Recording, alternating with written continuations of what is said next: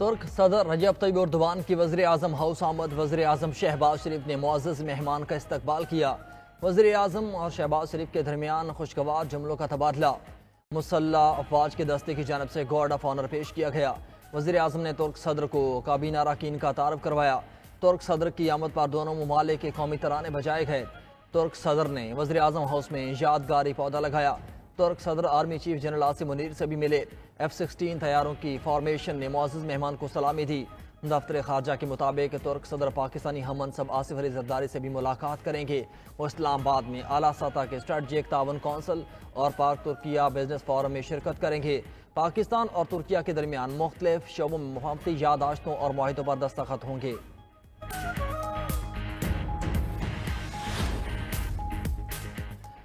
ترک صدر رجب طیب اردوان دورے پر پاکستان میں موجود ہیں۔ صدر آصف علی زرداری اور وزیر اعظم شہباز شریف نے نور خان ایئر بیس پر ترک صدر کا استقبال کیا۔ رجب طیب اردوان کی آمد پر 21 توپوں کی سلامی دی گئی۔ روایتی لباس میں بچوں نے معزز مہمان کو خوش آمدید کہا۔ ملٹری بینڈ نے پاک ترک دوستی پر مبنی روایتی دھنیں بجائیں۔ پاک فضائیہ کے F-17 طیاروں نے ترک صدر کا فضائی استقبال کیا۔ شاہراہ دستور پر سرخ اور سبز ہلالی پرچم۔ مہمان صدر کا شاندار استقبال۔ ترک صدر رجب طیب اردوان کے والہانہ استقبال کے لیے معروف گلوکار شیراز افضل کی آواز میں نغمہ جاری۔ وزیر اعظم شہباز شریف نے کہا کہ پاکستانی قوم ترک صدر اور خاتون اول کا پرتپا خیر مقدم کرتی ہیں۔ ترکیہ صدر کے دورے پر ان مضبوط تعلقات کو مزید بلندیوں تک پہنچانے کے خواہش مند ہیں۔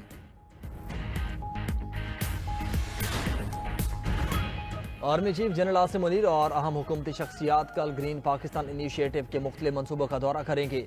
GPI کے تحت جاری زرعی منصوبوں اور مختلف سہولیات کا جائزہ لیا جائے گا۔ Smart agri farm, green agri mall اور تحقیقی سہولت مراکز کا افتتاح شامل ہے۔ شرکاء کو GPI کی زرعی ترقی سے متعلق اہم کامیابیوں کے بارے میں آگاہ کیا جائے گا۔ زرعی شعبے کی ترقی اور جدت سے آگاہی کے لیے حکومتی شخصیات کا ماڈل فارمز کے دورے کا بھی اہتمام۔ آرمی چیف، وفاقی اور صوبائی حکام کے دورے سے زرعی ترقیاتی منصوبوں کو مزید فروغ ملے گا۔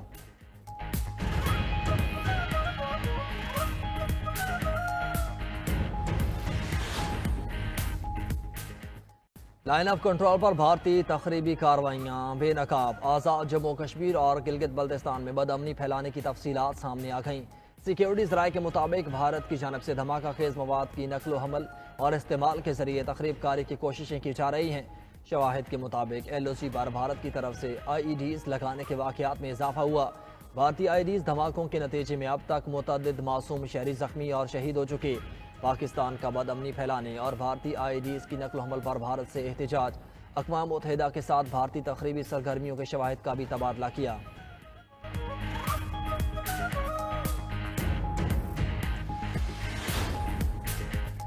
IMF کا وفاقی اخراجات پر مانیٹرنگ سیل بنانے کا مطالبہ۔ ذرائع کے مطابق بجٹ اخراجات کے لیے استعمال ہونے والی ہر رقم کا ریکارڈ طلب کر لیا گیا۔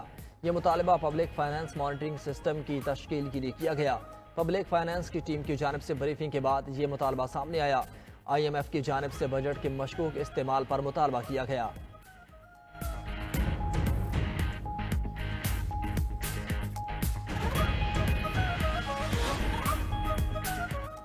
سپریم کورٹ کے آئینی بینچ میں ملٹری کورٹس کیس کی سماعت۔ موجودہ نظام کے تحت سویلین کا کورٹ مارشل ہو سکتا یا نہیں؟ جسٹس جمال مندوخیل کا سوال۔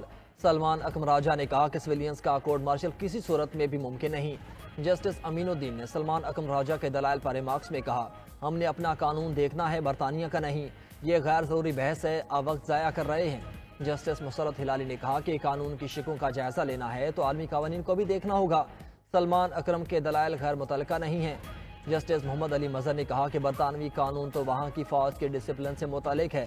موجودہ کیس میں تو جرم عام شہریوں نے کیا، وہ اس پر کیسے اپلائی ہو سکتا ہے؟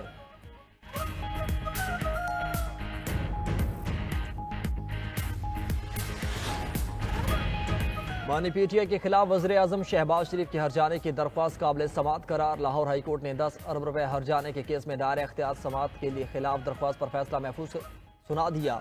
جسٹس چودھری محمد اقبال نے بانی PTI کی درخواست کو قابل سماعت قرار دیا۔ عدالت نے تمام نکات سننے کے بعد درخواست گزار کے وکیل کو 20 فروری کو دلائل کے لیے طلب کر لیا۔ گزشتہ روز درخواست گزار کے وکیل کے دلائل مکمل ہونے کے بعد فیصلہ محفوظ کیا گیا تھا۔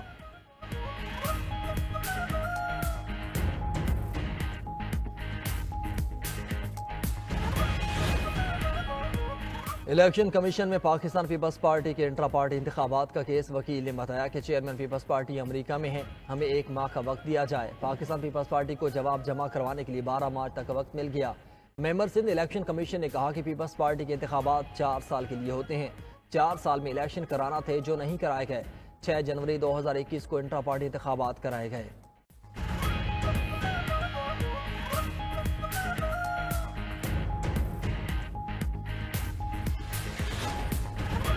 وفاقی وزیر داخلہ محسن نقوی کی زیر صدارت Pakistan coast guards headquarters میں اجلاس بریفنگ میں بتایا گیا کہ 5 ماہ کے دوران پاکستان کوسٹ گارڈز نے 31 کروڑ 50 لاکھ ڈالر کی منشیات، ممنوع اشیاء اور آلات قبضے میں لیے۔ رواں مالی سال کے پہلے 7 ماہ میں ریونیو میں اضافہ ہوا۔ وزیر داخلہ نے ایران جانے والے زائرین کے لیے فیری سروس شروع کرنے کا پلان طلب کر لیا۔ محسن نقوی نے پاکستان کوسٹ گارڈز کے ہیڈ میں یادگار شہداء پر حاضری دی، پھول رکھے اور شہداء کے لیے فاتح خوانی کی۔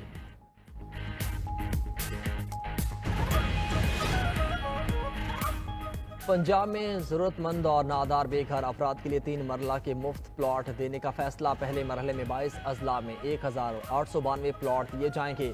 وزیر اعلیٰ مریم نواز کا مفت پلاٹ دینے کے لیے فوری اقدامات کا حکم۔ وزیر اعلیٰ پنجاب کہتی ہیں کہ پنجاب کے ہر شہری کے پاس اپنا گھر میرا خواب ہے۔ نادار اور مستحق شہریوں کا بھی حکومتی وسائل پر حق ہے۔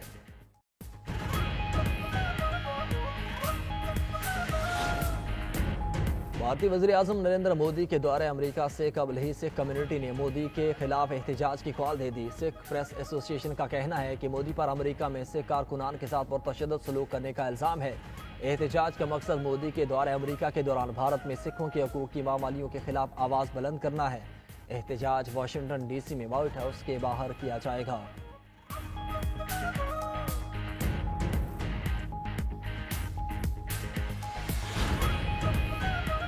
مصر کے صدر عبد الفتاح السیسی کا اردن کے شاہ عبداللہ سے ٹیلی فونک رابطہ۔ دونوں رہنما فلسطینیوں کی بے دخلی کے بغیر غزہ کی تعمیری نو پر متفق۔ مصری صدارتی دفتر کا کہنا ہے کہ دونوں صدور نے کہا کہ غزہ کی تعمیری نو فلسطینیوں کی بے دخلی کے بغیر ہونی چاہیے۔ مشرق وسطیٰ میں امن کے لیے صدر ٹرمپ سے تعاون کے خواہش مند ہیں۔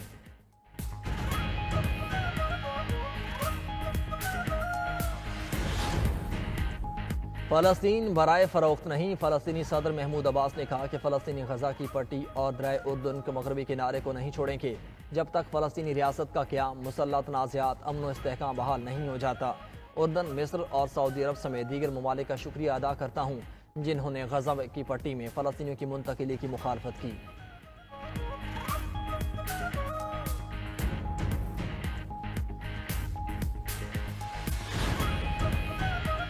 اور بہاولپور میں 20ویں Cholistan desert jeep rally qualifying round جاری۔ جیپ ریلی میں خواتین سمیت 153 ریسرز حصہ لے رہے ہیں۔ انٹرنیشنل ڈیزرٹ جیپ ریلی کا میلہ 16 فروری تک جاری رہے گا۔